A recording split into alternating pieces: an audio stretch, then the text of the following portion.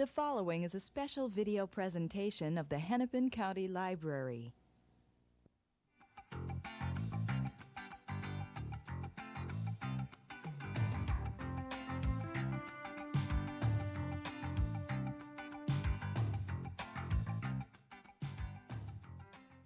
Hi, welcome to a discussion with Ridley Pearson. I'm Eileen Cavanaugh from the Hennepin County Library Program Office, and my guest today is the author of Angel Maker, a novel of suspense. Welcome, Ridley. Thanks for having me. Ridley Pearson is the author of 6 previous novels, including Undercurrents. He plays in a literary rock and roll band called the Rock Bottom Remainders, with Amy Tan, Stephen King, Dave Barry, and others. Nice company. Yes. Ridley Pearson was the first American to be awarded the Fulbright Raymond Chandler Oxford Fellowship in Detective and Spy Fiction. Well, just to start out so that we all know the same thing here, tell us as much as you want to tell us about the plot of Angel Maker. The Angel Maker was precipitated by a story told to me when I was on the Fulbright in England. And I think a lot of people have heard these stories, at least I've encountered many who have now. The story was that a young man in his mid to late 30s awakened in Central Park, having no idea what he was doing there, jogging shoes going by his face. He tried to regain what sense of composure he had and get to his feet. He was helped to his feet by some of these joggers, had an extreme pain in his side, lifted his shirt and found a fresh bandage on himself, and under it a fresh incision. Panicked over what had happened to him, he was whisked off to a hospital where after several tests they told him he was missing a kidney, and he had not voluntarily given that kidney. The police investigated, and the best they could determine was that he had been at a gymnasium, a workout gym, the night before, where he had been approached by a very attractive young woman and had left with that woman. And that was the last anyone knew. When I heard that story, I thought, if this is true, it's almost unbelievable, and if it's fiction, I've got to write a book about it. And I wanted to start to do research into that because I try to put a lot of research into my book so that it's entertaining and informative. The upshot is that The Angel Maker is a police procedural that involves the police attempt to catch up with a person who is contracting illegally with runaway children to buy a kidney from them. As strange as it seems, it is happening.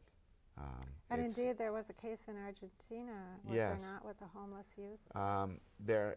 I think we've all heard stories for years about the number of street children, especially teens, in Rio and some other Brazilian cities, where up to 200-300 children a year are dying on the streets.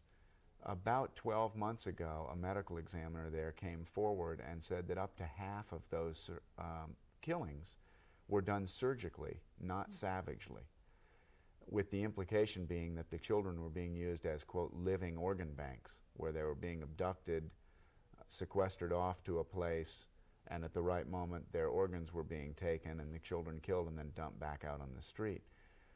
The State Department, the U.S. State Department, said this wasn't the case, that there was no evidence of any of this happening, don't believe a word of it.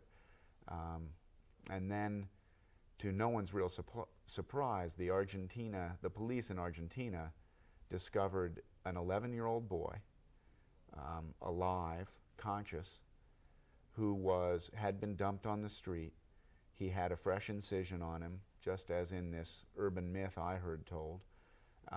He was missing a kidney, and he had $400 cash in his pocket. Pretty good documentation. Yeah, and at that point people realized this is going on.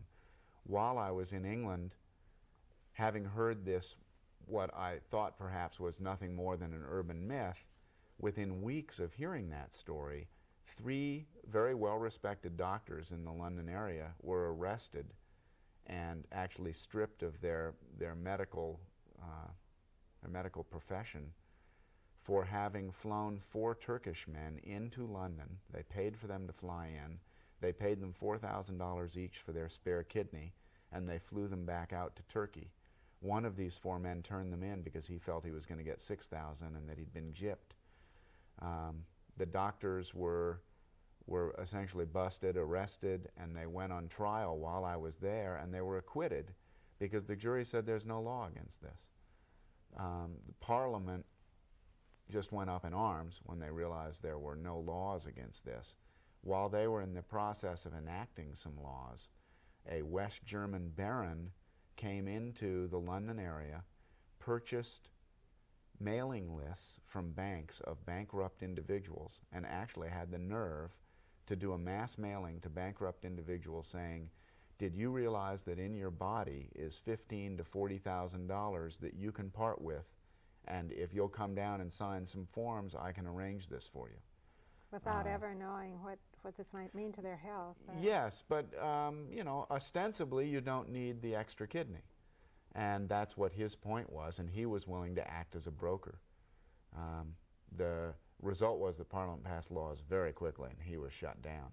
But it indicated that even beyond the Third World, where this is rampant, even in so-called civilized countries or Western countries, it's also happening, and no doubt could be happening in the United States. And indeed in Egypt, I think I read that it's legal to sell your kidney from $10,000 to $15,000 at a transplantation center. Yes, that's right. And the interesting thing about Egypt's situation is that the peasants are so eager for this money, and the Europeans are so in need of the kidneys, and the wealthier Egyptians are so in need of the kidneys, that a brokerage house has developed at one of the cafes in Cairo, and it's a known brokerage for organs. You can go there and sit down, and with an hour of having some coffee, negotiate to purchase the organ that you don't have that's keeping you on dialysis.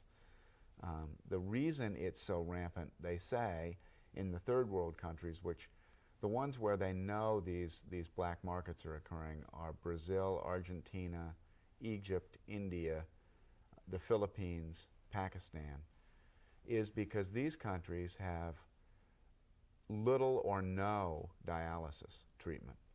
That leaves people with any kind of kidney failure dead within hours. And of course, people are much more willing to part with $15,000 than their life. And when you're in a third world situation where there's so much poverty and despair, when people hear that they can make 3 years of wages by parting with an organ they don't need, they're happy, many are happy, to jump up on an operating table and get this over with and get some food in their children's mouths. So, I mean, it's a real tough situation internationally. Sounds like enormous ethical questions Yes. around this whole, Yes. whether illegal or legal, around the whole process. What's the legal process for obtaining an organ transplant in the United States? There's a terrific system in place in the United States called UNOS, which Congress has charged with the job of monitoring harvested or procured organs and the transplantation of those organs. It's called the United Network of Organ Sharing, and it operates out of Virginia. They're a nonprofit group, and they do a super job of keeping track of, let's say there's a person in Utah who dies in a motorcycle accident and both his kidneys are taken as possibly transplantable organs. They're given individual numbers. They're put in special containers which have barcodes with that same number on them, and they're shipped off to organ donating centers and then moved on to people who need them, who also receive that number on their operating forms. So the upshot is that as long as you're within, in this country especially, there's no clear evidence of black markets in the U.S., although they could be there. But when you're within the normal day-to-day hospital system here, you're completely safe. And clearly the organs you're receiving are not black market organs because of the fine job UNOS does. Which is not to say that if somebody had enough money and there were enough greedy doctors out there, away and out of the system, this same thing couldn't be taking place. It's very possible it could be. Is this currently the only legal way to procure an organ the United States? You can, to my knowledge, the way the system works is cadaver organs, and there is live transplant, live harvesting allowed, but only interfamily. So if your sister is in need of your bone marrow, you may provide that bone marrow, or any other kind of organ that's obviously not going to harm you. But there is no financial incentive allowed. And there's a great worldwide debate about the effect that financial incentives would create. I mean, would they help the situation, which many believe, including UNOS, feels they may help by providing $3,000 or $5,000 for a donated organ posthumously, once it's in a cadaver situation. The problem being, in this country, not only do you have to fill out a card to indicate you are a donor, but whoever is going to remove that organ from you also needs to notify your next of kin and get their permission. It's a two-pronged system, which means it eats up hours. And in those hours, the organs often go bad and are no longer of any use to anyone. And it's, in that way, it's a destructive system, because immediately after someone's untimely death, a family has a very difficult time facing the possibility of surgery taking place, which is too bad, because that can give life. But it's the way we are, and it would be a more effective system if once you marked this document and signed your name to it, or you were marked on your driver's license, if that was taken at your word and your will, and the doctors could move right in on your death and make something of your body. I mean, one person's body can save 3 or 4 lives and add to someone's sight, and we're wasting these organs. In the novel, they were not wasted. No. In quite a different way. Before we go a little more directly to the novel, though, are there dangers in receiving transplanted organs? For instance, is there concern about AIDS now being No, there isn't. transplanted? The screening is fantastic. In order to receive an organ, you must be the same blood type, and several of the tissue types need to match. That's just, I mean, they don't need to, but in order to not be rejected at a higher rate. So an awful lot of testing is done, including HIV and hepatitis A, B, and they're very, again, UNOS does a terrific job of keeping the system clean.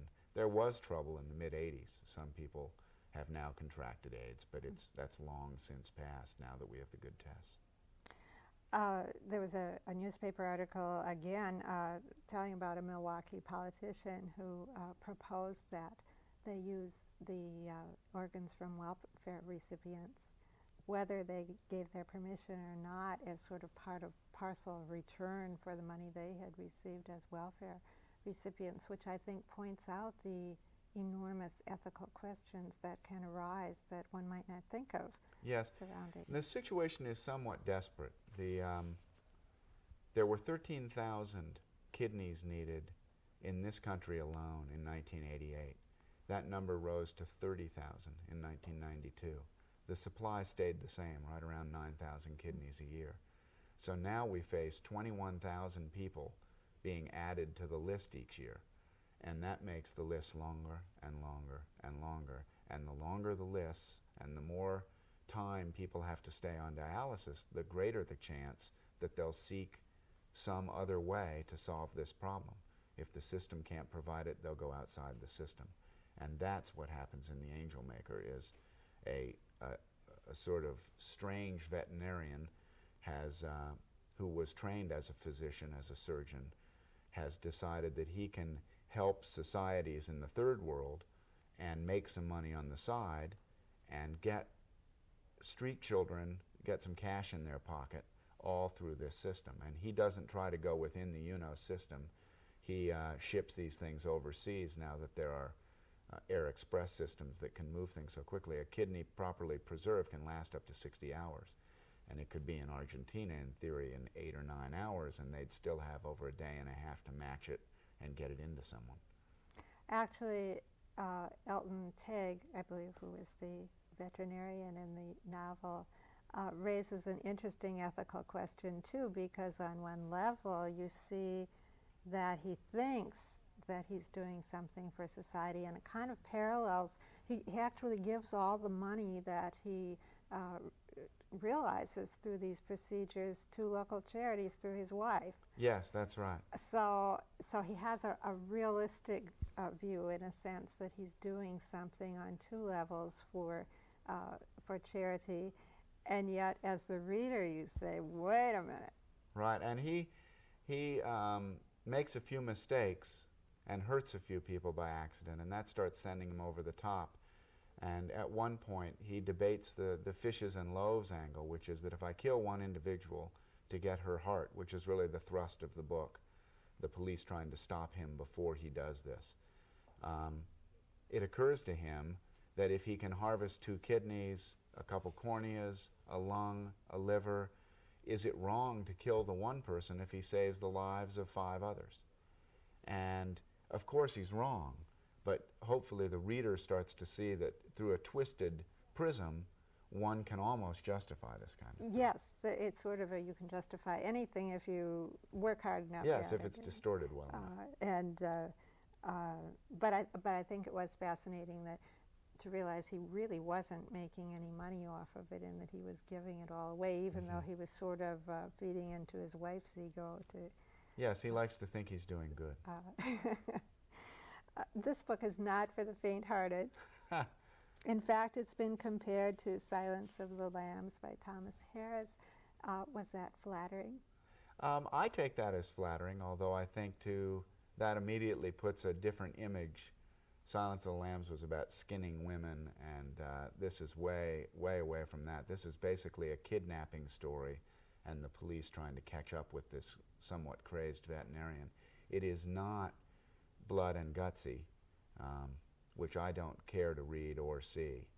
And there are some horrific elements to it, but mostly in the reader's mind, and it is suspenseful, which I like a book that moves real fast and informs you a little bit. And so I've tried to do both in this.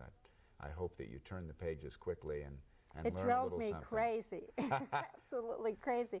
And one of the things that was crazy making for me, and I should say crazy making in the suspenseful kind of way, was the interspersing of chapters. You did a chapter on Elton Teg from what was going on with him, and then just as you were dying to turn the page and find out what's going to happen next, you would switch to Daphne or yes, it's or a multiple Lubo, point of view book so that you get to see everybody's side of it. which is very effective and powerful, I think, as a suspense builder. I wondered in the process of writing the story whether you wrote each story separately and meshed them in. No, I wrote it chronologically. You wrote it Yes, chronologically. that's asked from time to time. So did you know where you were going?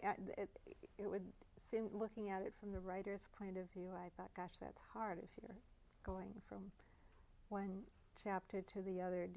How do you keep from losing the thread of, say, Elton Teg? I do very, very complex outlines, and that often stretch 60 to 70 pages, and I do 4 to 5 drafts of them. So I've written 300 or 400 pages by the time I start the book. And I actually track this story by putting the individual chapters on a 3x5 card and taping them up on a wall. And that enables me to know where the story is going and whose voice it is and where we are at any point, so that when the reader's in the book, they don't have to think about any of that, and they're led through a maze of what I hope is sort of heart-beating suspense. So, and it is for sure, I can guarantee that. So you almost use a storyboard technique as yes, I got it from writing as a screenplays. video producer. Yes, right? exactly. I storyboard the whole book, and as I edit, I do many drafts of these books because of the research I do. At each step, I do deeper and deeper research, and then put that into the book. And my editor in New York will suggest, this chapter isn't quite working, and this character needs a little strengthening. I don't quite believe this. And so I'm pulling and cutting and pasting chapters all the time and rewriting. And the storyboard look allows me to take chapters literally right off the wall, then look at what was in that chapter and realize if we lose chapter 13, I still need to keep this character motivation and development, and I still need this plot element somewhere else in the book in order for us to understand when we get to chapter 16 how we got there. So it gives it's certainly me... important for you not to lose a character. Yes, you don't want to lose a thread. along the way, and that happens in books. There are some books where you have read they books lose where the you thread. thought, what happened to that person we never heard from? Exactly. That person vanished, and that's, I think, often not the author's, probably the author's fault as much as an editorial process that somehow you get so friendly and so familiar with your own work, as does the editor from having read this 3, 4, 5, 6, 7, 8 times, that you think it's still in there, and you neglect to see that it is not, in fact, in there any longer. And I work very hard to prevent that, because I don't like those kind of books. I think of Angel Maker as both a medical thriller and a police procedural, with some psychological overtones. So it seems like you departed a bit from the genre. Were your publishers originally okay with that? Yes, I mean, by so genre... It isn't pure police procedural. No, these are really thrillers. I call them crime thrillers. The difference being that in a mystery, it's usually single point of view, one person's view. It's often written first person, and you plow through who done it or how done it. In a thriller, it's multiple point of view. You see it, as in a movie, you see it through many people's eyes. And you often know who done it very early on, but you don't know who's going to prevail. You don't know whether this person is going to get away with further crimes or whether the police are going to stop them. And The Angel Maker really fits into the crime thriller genre, if there is such a genre, and therefore it's a much freer genre for the author, because it can be a medical thriller, it can be a high-tech thriller, it can be a terrorism thriller, as long as it holds the reader in the book and informs them. I was always held in suspense and unsure till the very last of what was going to happen to Sharon, the young woman who is kidnapped and is a friend of Daphne, who is the psychologist in the story. And without giving away the ending, I'll say that it wasn't neat and tied up. It wasn't the way I thought it would be. It was an interesting resolution to the story without maintaining some realism to it. I think the realism is important, and I think it's fun when a story... I have trouble with stories, if somebody's knocked down, they jump back up. And likewise, if everything's perfect in the end, I mean, when was the last time any of our lives were perfect, even in the moment? And which is not to say that the books end on downers, because I like to end, and happy. But when you mix this up and keep it as realistic as possible, that people end, but they still carry some of their problems forward, I think it keeps it more human and more real to life. And in fact, in working on The Angel Maker, I interviewed people not only for their expertise, but for their life stories. And I talked to police and FBI, medical examiners, psychiatrists, surgeons. And first I got the technical details of how do you do this and how do you do that, and would you do this, and would you approach an investigation this way? And they'll say, we don't like to do that very much, and we don't tap public phones because we can't do that legally, and they help troubleshoot the technical aspects. But then we get into what got you interested in law enforcement. When did you meet your wife? How many kids do you have, and how do you feel about being a father and working so many hours every day? And you can roll that all into your characters, and the characters, I think, breathe a little more because they're coming out of real characters. They're coming out of real people. And that's certainly true of Lou Bolt, the detective in the story. Daphne, who is the psychologist, helps out with psychological profiles. And I thought, in view of our discussing this in April '93, days after the Waco, Texas incident, I wanted to ask how accurate these psychological profiles are. Well, clearly they missed something in the Waco. I mean, they didn't expect suicide, which surprised me when I heard some authorities say that. I frankly question that, but that remains to be seen. The psychological profiles are certainly not an art. They are a science. They are often incredibly accurate. I used several of the FBI's profiling case histories in making some characters for a book I wrote called Undercurrents.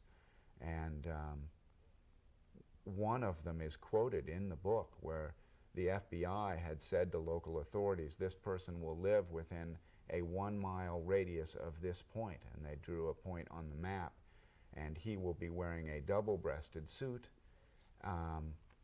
And they started on the spot that the FBI said to start, the very center of the circle, and knocked on 3 doors, and the 3rd door they knocked on, a guy answered the door in a double-breasted suit, and he was the killer. I mean, the psychological profile was to the point perfect, but it isn't always perfect. They make a lot of mistakes because they're guessing. They go around, the FBI goes around and interviews very thoroughly convicted psychotic killers who are now spending time in penitentiaries. They try to get to the bottom of what makes these people tick so that they can work the other direction. When they see a crime, they can say, well, this is very similar to David. So let's assume this person had a background like David, and maybe we should be looking blah, blah, and off they go. But it's not to say they're always right. So it's a fine-tuning from...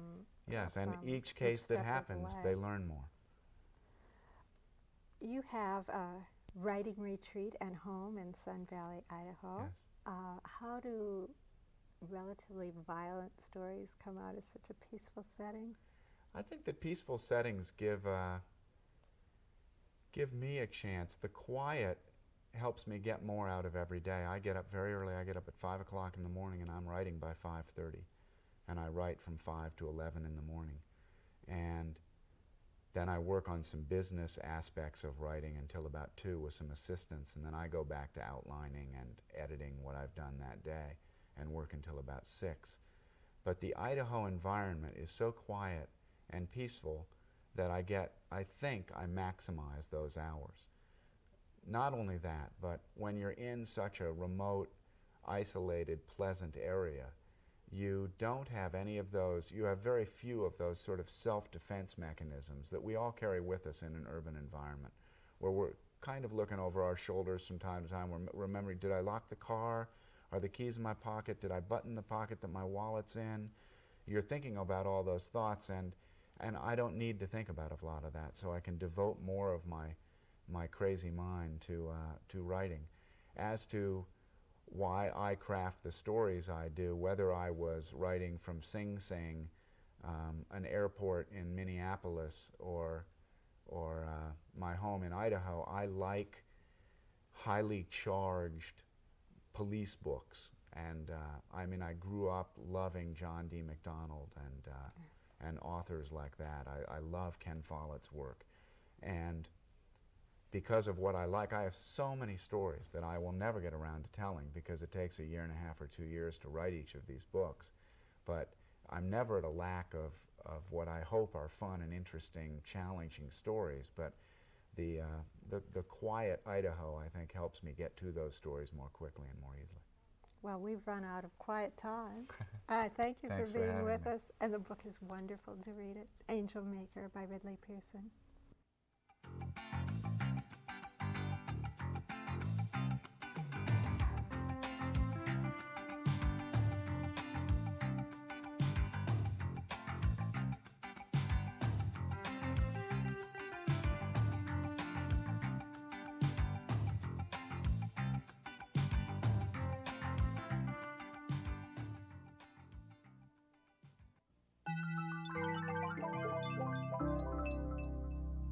A presentation of the Hennepin County Library.